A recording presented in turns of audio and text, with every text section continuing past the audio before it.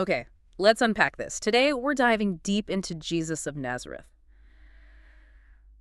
I mean, a figure whose story is constantly being re-examined, reimagined. hmm We want to go beyond just the familiar history, get to the revolutionary heart of his message, and we'll explore why it still shapes our 21st century world so much. And what's truly compelling, I think, is how these new archaeological finds, scientific insights, historical analysis, Yeah, they're constantly adding fresh layers to how we understand him. right.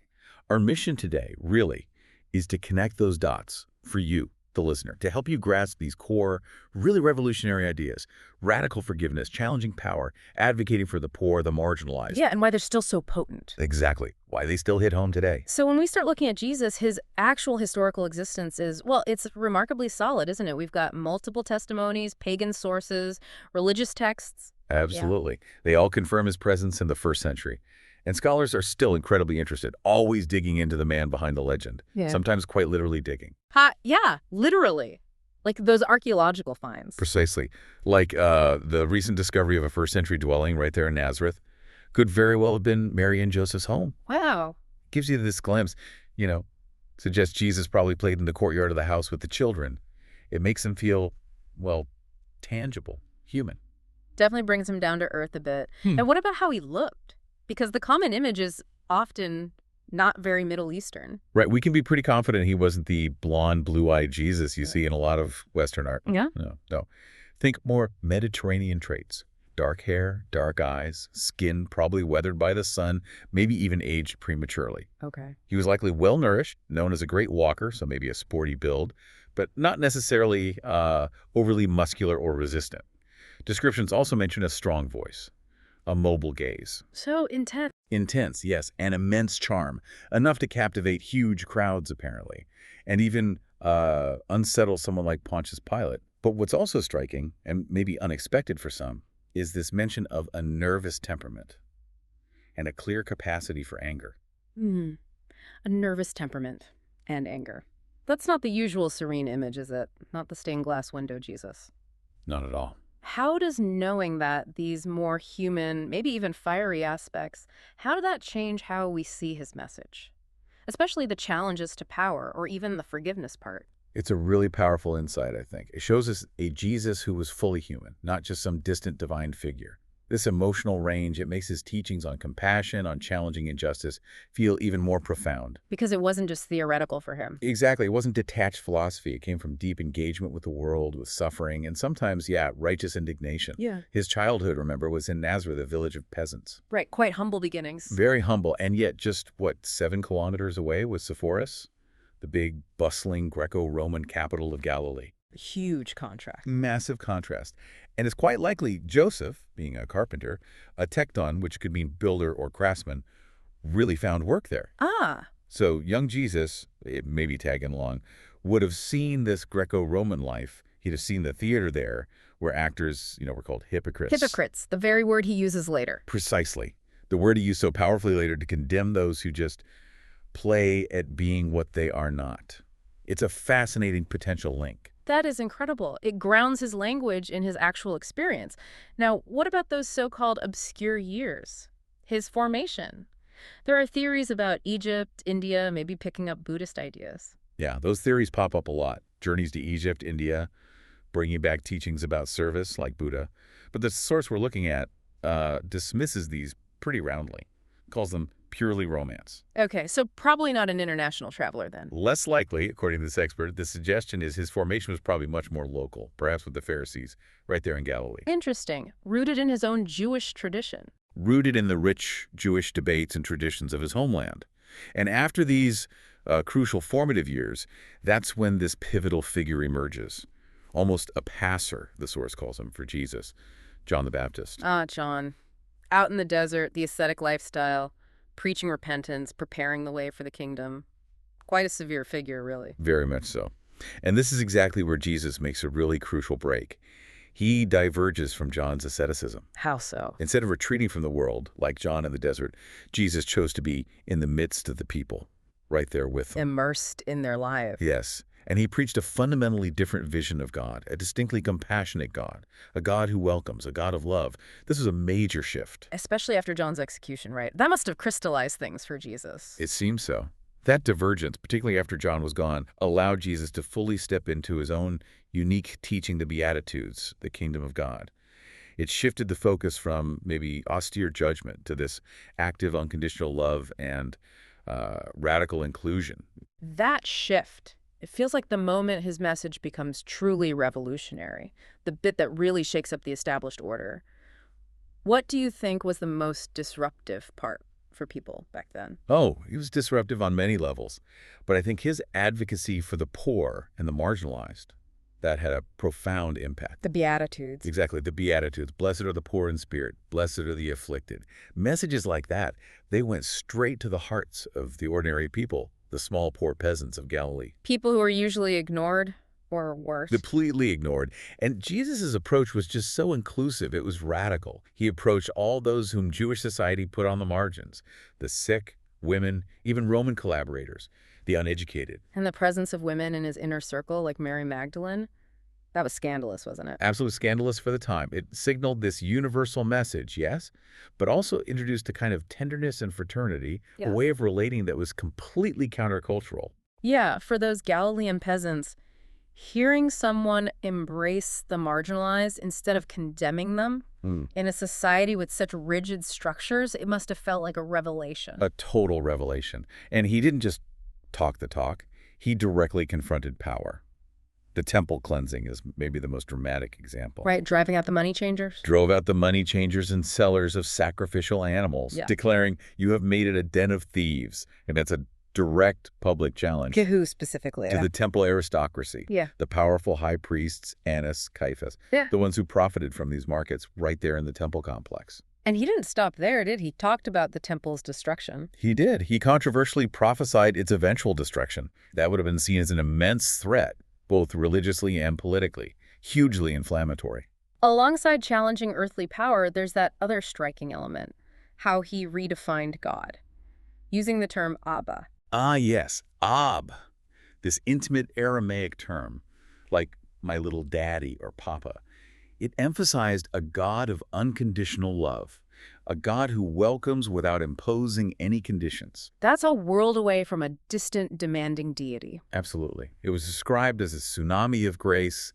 It completely overturned the traditional relationship where people often felt they had to, bargain with or appease a majestic, maybe even fearsome God. Yeah. This idea of such an intimately loving, welcoming God, it was truly transformative. You can see why his message was so disruptive, which probably explains why he deliberately avoided calling himself the political messiah. Exactly. That term Messiah was just explosive in first century Judea.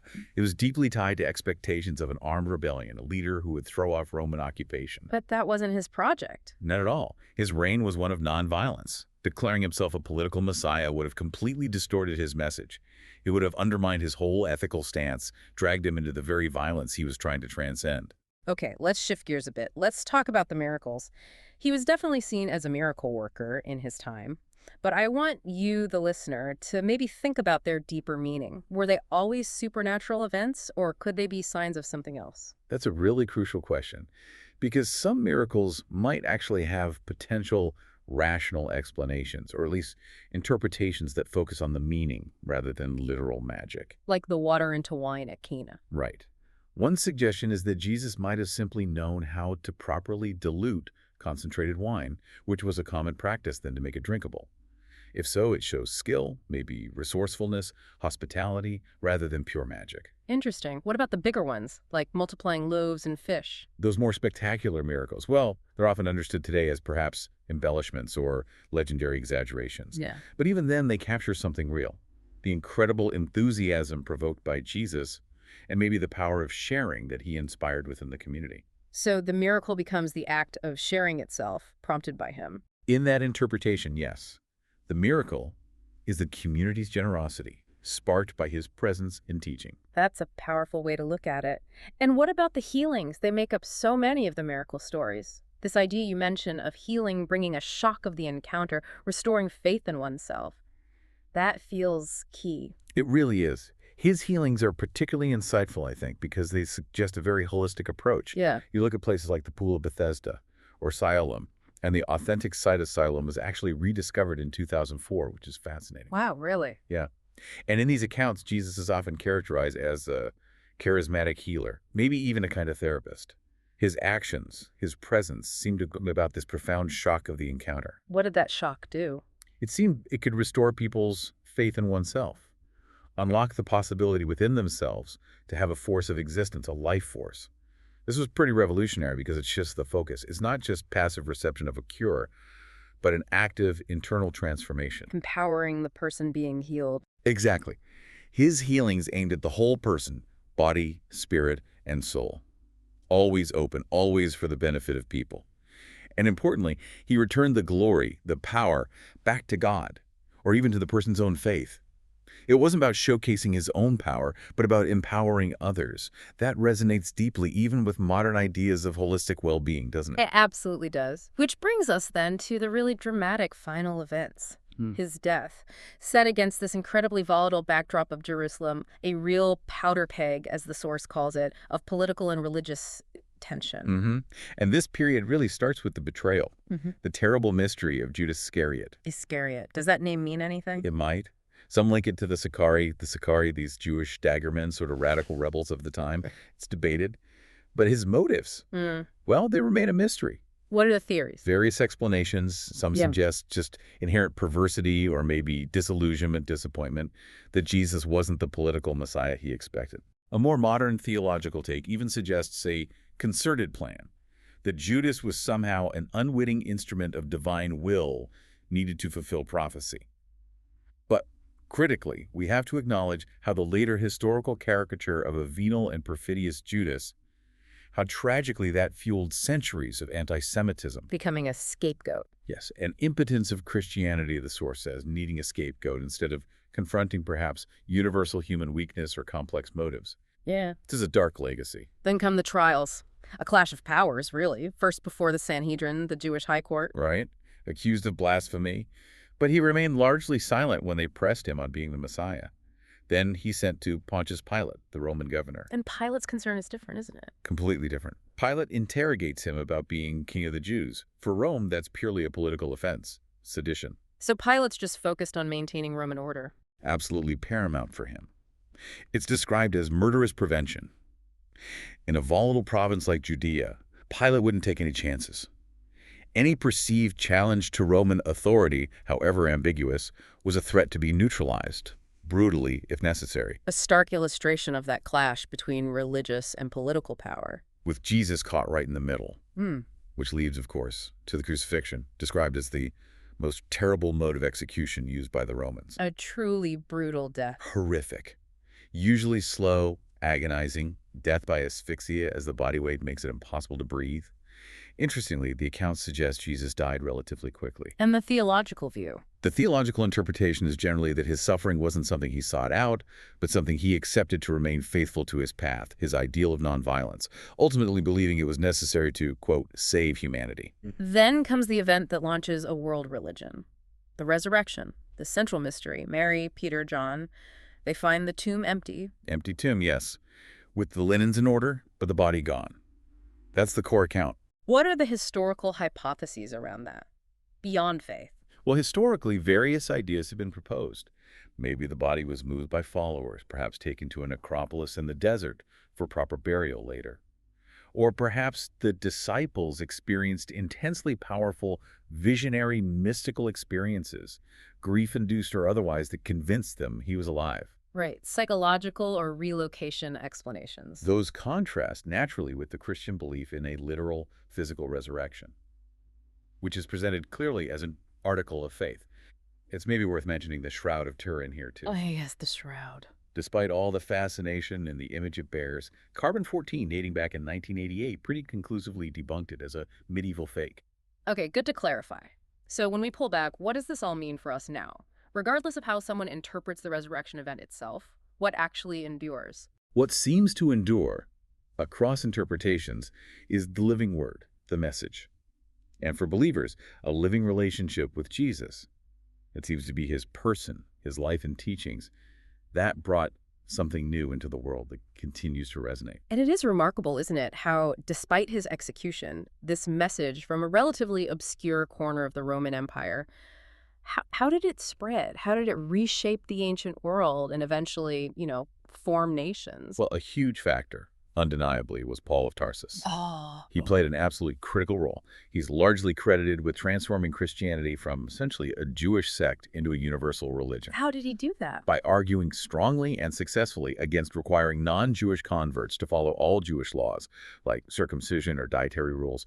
That opened the door wide for mass conversion across the Roman Empire, far beyond Judaism. So he made it accessible. What were the early days like for Christians? Initially, they practiced quite secret and discreet worship, often still integrated within Jewish synagogue life.